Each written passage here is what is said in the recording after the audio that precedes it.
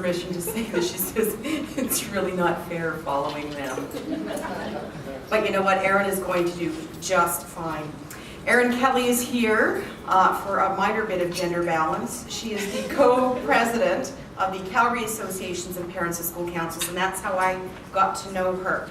She is mom, she says, to 4 fabulous little people between the ages of 4 and 10. She is passionate, and I know this about her, she truly is passionate about wise leadership and community development, particularly the role of school and how we educate our children. Otherwise, she wouldn't be one of the co-presidents of the Calgary Association's Parents and School Councils, and I'm just going to give a shout out to Leslie, who's the other co-president out there. She is, as I said, that co-president. She's also the vice chair of the board of Calgary Reads and a volunteer with Leadership Calgary. She has worked in education with the government of Alberta and in the nonprofit sector. She continues her journey in formal education, working towards a master's in counseling. I give you Eryn Kelly, and I would like you to help me welcome her.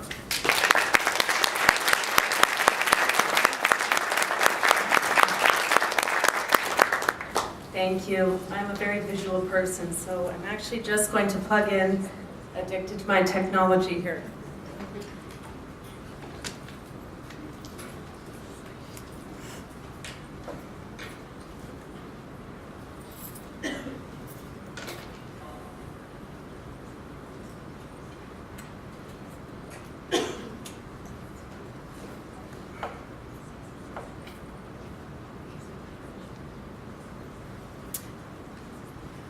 There we go. There's my 4 mostly fabulous little people, depending on the day. So I'd like to thank all of you. As a parent, I really value what you all do. Really, sincerely, I say that. I have such respect for teachers and for all of you involved in education because my children are so precious to me. And I honor all of you, and I understand you wear many hats. You're teachers, you're counselors, you're nurses. You do so many fabulous things, so I thank you. So I want to start with just defining how I see education, because I think that's somewhere that we need to start. When we talk about education and formal schooling and assessment, we all have different things in mind. So this is my favorite definition of education, and this is from a great mentor and a good friend of mine. And he defines education as everything that a society does to prepare its members to face the challenges of its time and place in history. And this evening, we're speaking specifically about the role of formal schooling in the bigger picture of education. And I feel that's an important distinction. So I talk to you tonight as a mom to these 4 fabulous little people. They bring me more joy than I can possibly express. But I worry, as many of you who are parents, I worry that one of these little girls, who's 8 years old, is already beginning to disengage in school. I worry that she comes home and she hands me a piece of paper, big sad face, and says, I got a 6 out of 10 on my spelling test. And I say to her, well, let's go over the words, because we did them last night, we practiced these. And she says all the words to me, and they're all right. If I could have her sing the words, that would be even better. And she gets them all right. So I wonder where the disconnect is. I worry that she puts such values on this grade. And I explain to her, my husband explains to her, it's only a number. It in no way defines who you are. It doesn't reflect how intelligent you are. It's only a number, a small piece of the puzzle. I wonder how myself and my husband can work with our teachers and our principals and our administrators to try and find a way to keep this little girl engaged, to go to the schools and say, we understand how she learns. She's different than my other 3 children. They all learn differently. And because they learn differently and uniquely, we need to assess them differently. How do we keep these conversations going as a community? And both of these gentlemen, and I really appreciate that they did this, both of them spoke about parents and our students and all of us working together. And I really think that this is key because we all need to be involved in these conversations if it's in the best interest of our children. And that's why we're all here. Through my own work in the nonprofit sector and with advanced education, I've seen far too many people go through their lives, disengage from learning and disengage from school. Some of them actually get through and graduate, but it doesn't mean they were engaged in their learning. And I wonder what happened. At what point did they disconnect? I was one of those learners myself. I actually dropped out at 15 and came back years later. And it was through good teachers in university, actually, that taught me there's different ways to approach learning and different ways of understanding learning and assessment. So we have to actually ask what success is. Because a lot of people go through school, and because we don't get a good grade in school, we allow that to define us. And we think that that means we're not intelligent and we're not capable of learning. So how do we actually define success? How do we have these conversations? I think before we can do this, we have to actually consider the causal architecture. And by this, I mean the why and the what. Why are we grading? What are we grading and assessing in the first place? And I know that we can't get into this evening, but this is key because there's a real disconnect here with what children think this is, what parents think this is, what teachers consider this to be, and then what our administration believes this is. And you can't do assessment. As parents, we can't understand what you're assessing if we don't first start with this. And so I thank Jenny Riegel for starting here, for starting at the bottom and not being focused just on the top. She's looking at how are we going to get there? How are we going to climb to the top and really understand what steps and what building needs to go into this? I thank you for that. I wonder, and I know many people wonder because I have this conversation a lot, if our traditional grading system is really necessary at all for assessing students' performance. I consider my oldest daughter, who we moved to an alternative arts school last year and who now is flourishing. It's not because she gets to take a dance class throughout the day, although that helps, and she loves it. But it's because these teachers really approach her learning and her assessment in what, unfortunately, I see as a very unique way.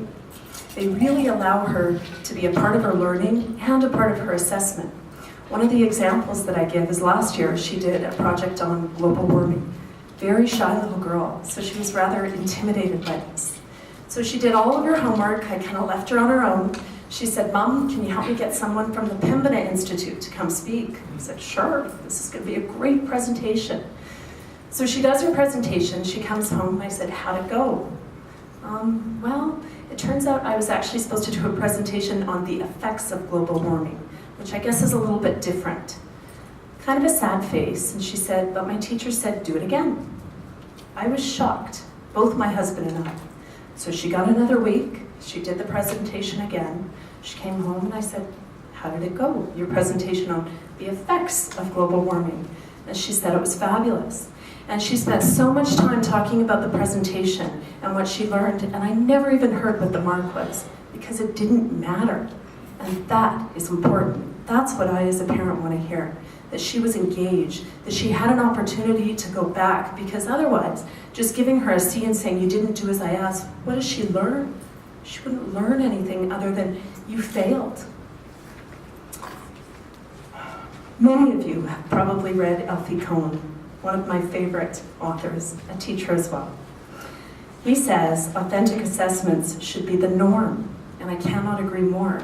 And it's really unfortunate that we hear about authentic assessment and it sounds so rare. That should be all of our assessment and the only way that we assess. So what do we as parents want for our children? So I've done a Wordle, and these are some of the things that parents have told me they want. And as you look through the Wordle, nowhere in there do you see 98% in math, really high grades on their PATs. They talk about, they want their kids to come out with imagination, creativity, the desire and passion for learning, courage, respect, empathy. They do talk about children having competencies in our core subjects, but they always qualify that, and they say, we want them to know how to learn, we want them to come out of school with a desire to deepen their learning and not think, that's it, I got the grade, I'm done, I memorized it, I passed it, and it's over with. That's not what we want. My oldest daughter learned an invaluable lesson about failure and about striving. Author J.K. Rowling, and if you haven't seen this speech, I encourage you to go home tonight and Google it. It's absolutely fabulous. It's a commencement speech that she did to a bunch of Harvard grads. During that speech, she said, "The knowledge that you have emerged stronger and wiser from setbacks means that you are ever after secure in your ability to survive. Much more powerful than getting an A on an exam. You can't teach that. One of the other things that she says in that same speech is the importance of imagination. And not imagination in, oh, can you dream up really cool things and go off in your own little world? That's a piece of it. But she talks more about imagination as the power to enable us to empathize with humans who experiences we've never shared. That's powerful. You can't grade that. Whether we're talking about formative or summative assessments, which by the way is very off-putting to parents and means nothing to us, it's just jargon. Elaborate assessment strategies don't mean anything if our reason for wanting to know how students are doing is not clear to all of us involved, meaning parents, students, and teachers, to all of us involved, and if it's not always in the best interest of the student. So what do I want as a parent? I want teachers to really observe my children's behavior. I don't want them to just give a test or a grade. I want my children to come home excited about learning. I want them to share their experiences. I want them to tell me what happened and not just say, I got a 6 out of 10, or I got a 10 out of 10. Here you go, here's the test. That doesn't mean anything to me, that number. The 6 out of 10 only conveys a little piece of what both the teacher and I need to know about how my student learns and what else they need to know to go further. It's a flawed measurement on its own, and I think we all agree with that and know that already. A far more robust system for parents would be one that considered which assessment method would best suit each of my very different 4 children, and to adapt that and modify that as needed, because it will change. I want to know that interest is sparked, and I will trust as a parent that when that interest is sparked, the skills and the learning will come, because I trust you as educators. I certainly don't have the answers to how we can measure or quantify this type of learning. I leave that up to these people. But I think we're all on a similar path, and we all want to get to the same place, and we all need to be a piece of this.